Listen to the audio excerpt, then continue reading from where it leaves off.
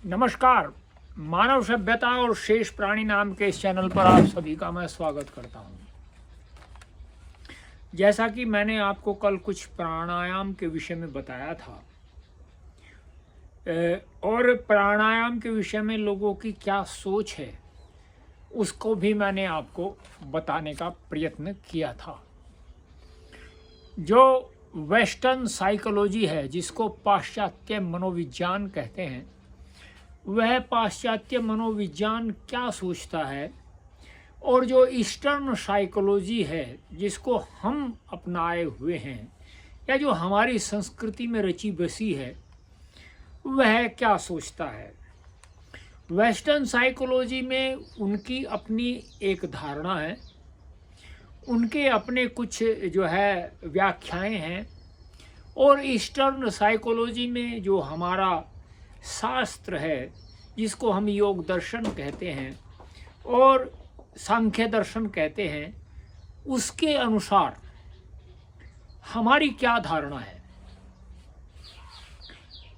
जब से हमने वेस्टर्न साइकोलॉजी को अपनाया है तब से हमें बहुत सारे समस्याओं का सामना करना पड़ रहा है। मैं आपको एक उदाहरण दूं। जब से मनुष्यों ने, जैसे उसका मैं एक उदाहरण दे देता हूं, जैसे बहुत सारे लोगों ने अरेबियन कल्ट अर्थात अरब की जो परंपरा है उसको अपनाया। अरब की परंपरा जो है वो इस्लाम से संबंधित है। उसको अपनाने के पश्चात आप यदि उनसे कोई प्रश्न करेंगे तो वे आपका उत्तर नहीं देंगे। इसी प्रकार से जब आप वेस्टर्न साइकोलॉजी को अपनाते हैं तो आप उनसे यदि जो है चित्त और मस्तिष्क, इनके कार्यों का जो कार्य जो है वो क्या है, इनका प्रश्न करोगे तो वे इसको जो है एक मिस्ट्री का अभिप्राय होता है रहस्य, कहकर टाल दिया जाता है। अर्थात जो है इसको मिस्ट्री कहेंगे और इसको टाल देंगे। परंतु योग में यह बात नहीं है। स्पष्ट रीति से प्रत्येक सूक्ष्म से सूक्ष्म अंतःकरण की बात बतला दी जाती है। क्योंकि यदि मनुष्य को अपने साधनों का पता नहीं है और उन साधनों से वह काम करना चाहे, कोई भी हो, तो वह उससे ठीक प्रकार से उन साधनों का ठीक प्रकार से प्रयोग नहीं कर सकता। जैसे आप मुझे कोई ऐसा साधन दे, कहें कि आप इसको जो है इसका ठीक प्रयोग करिए, और मुझे आता नहीं है, तो मैं कैसे उसका ठीक प्रयोग कर सकता हूँ। इसी प्रकार से जैसे ये मेरा शरीर है, आप एक बात देखिए, कितनी सुंदर बात है। ये मेरा ये शरीर है और मुझे इस शरीर के विषय में मन मेरा कैसे कार्य करता है, चित्त मेरा कैसे कार्य करता है, मेरा जो मस्तिष्क है वह कैसे कार्य करता है, मेरी इंद्रियां कैसे कार्य करती है। जहाँ वो कार्य, जिस प्रकार का कार्य हम ले रहे हैं वह इंद्रियों का कार्य है भी अथवा नहीं है, हमें और हमारे जो त्वचा है वह किस प्रकार का कार्य करती है, और अन्य बहुत सारे बातें जो है वे आ जाती हैं, वे किस प्रकार का कार्य करती है। यदि हमें उन साधनों का की सही या उचित जानकारी नहीं है तो क्या हम उनसे किसी भी प्रकार का कोई सही कार्य कर सकते हैं? मैं तो समझता हूँ नहीं कर सकते। तो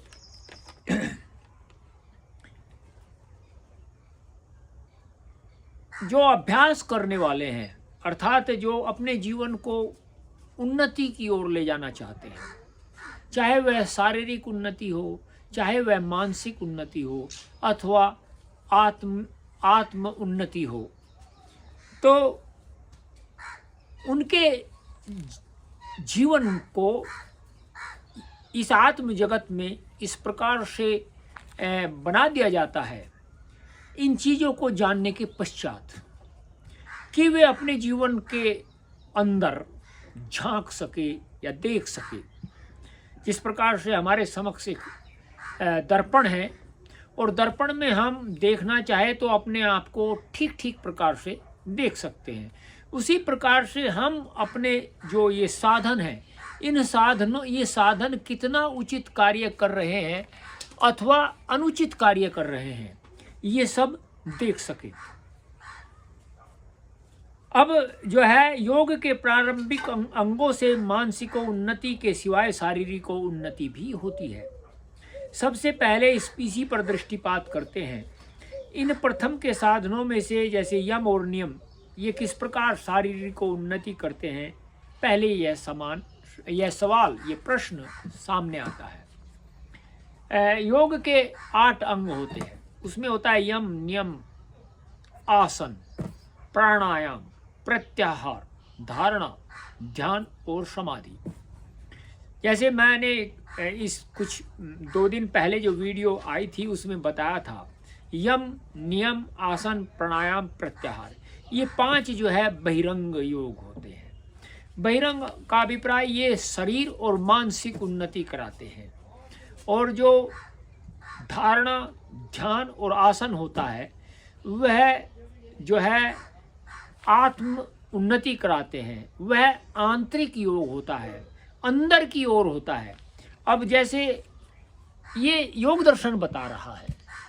अब जैसे आपने देखा होगा बहुत सारे व्यक्ति धारणा करते हैं, और धारणा कैसी करते हैं, वो जो है धारणा इस प्रकार की करते हैं जैसे उन्होंने किसी एक प्रतिमा को रख लिया, उसके समक्ष बैठ गए, तो वो जो है कहेंगे कि हम धारणा कर रहे हैं, जबकि धारणा वह आंतरिक है।